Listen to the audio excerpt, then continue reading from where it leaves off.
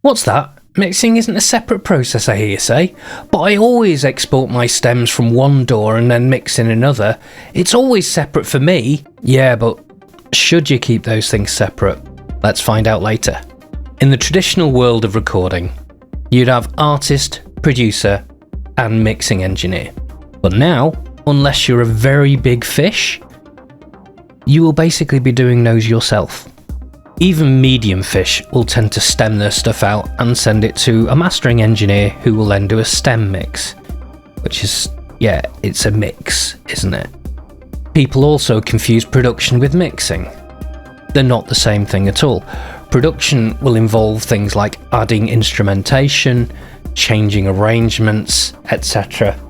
That's why producers make a huge amount of money and are very, very important in the recording industry, whereas the mixing engineer will literally just mix stuff. They're not the same. And mixing is important, but probably not as important as you think it is. How do I know that? Because a lot of the most subscribed channels for musicians on YouTube are actually mix engineers. And they all say stuff like, the difference between you and a pro is this mixing trick, and then they'll show you a crazy mixing trick. And that isn't the difference between you and a pro at all. We've already established pros don't mix their own stuff. The difference between you and a pro is they sorted their fucking tune out. Yes, most pros will actually focus on writing and arranging a brilliant track. They won't spend an hour deciding what compressor to put on a drum bus. And here's a question for you. If someone played you a track with a great hook and mediocre production, and then followed it up with a track that had great production and a mediocre hook, which would you think was the better track? Sort your fucking tunes out. Given the leaps in audio technology since the 1970s, you'd think nobody would be listening to any music made before the 2000s, and, spoiler alert, they do. Anyway, now I've done the grumpy old man shtick, let's actually look at why I don't see mixing as a separate part of the process. When you're initially writing your beat, track, whatever you want to call it, you need to keep emotionally invested in it. And it's hard to keep emotionally invested in something that sounds like shit. So you should be introducing some EQing and compression in the early stages. Yes, choosing the right sounds is a huge part of the composition process, but sometimes you'll create a sound and you'll think this sound is amazing and it doesn't fit. So spending some time actually EQing and compressing that to try and get it to fit can be worthwhile.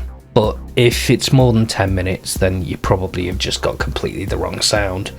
But anyway, even in this initial stage when you're just writing the bare bones of the track, you'll be putting some basic mixing in. And once you've completed that full arrangement and you've got the bones of your track, that's when you start doing the next phase. The next phase is not mixing, it's a series of detail passes. These detail passes will be for discovering emotional lulls that you need to fill with a fill, for example, or you need to add an extra element, stuff like that, but also you'll be discovering that that bass drum is poking out too much, or you can't quite hear the piano over the guitar, or things like that, and you'll start putting the mixing into place. Because the theory is, if you've actually completed your bare bones track and you're there, then at that point you know what most of the parts are. You should be using the detail passes to remove the bits that annoy you, because here's the secret. The compositional process never ends. All art is just abandoned, it's never fully finished. But you should finish your tracks. So while you're doing this, you'll be using tools like tonal balance control and referencing to make sure you're in the ballpark of what you're doing. But also, you'll be there going, okay, well, actually, I want to create a fill here because I am now bored. Stuff like that. And then what you try and do is you try and give it some more space, some time away, so you work on other things. And you try and get to the point where you can listen to your own music as a consumer.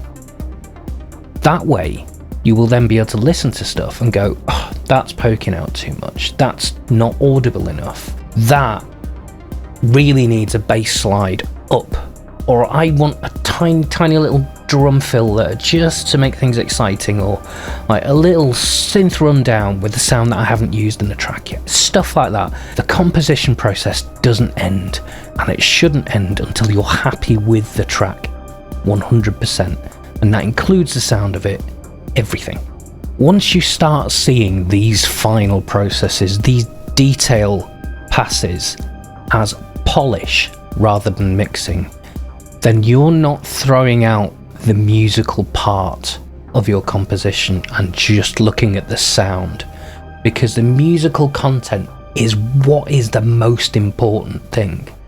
The last thing I want to be thinking when I hear a track is, oh, this is really well mixed, or oh, this is really well produced, because it means I didn't connect with the musical content, and instead the sound engineering part of my brain jumped in and went, oh, that bass drum sounds really good, and I shouldn't be thinking that.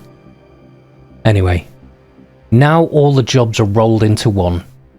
Not only should you be introducing production earlier, you should also be introducing mixing earlier. Everything should iterate and improve. Agile, motherfuckers.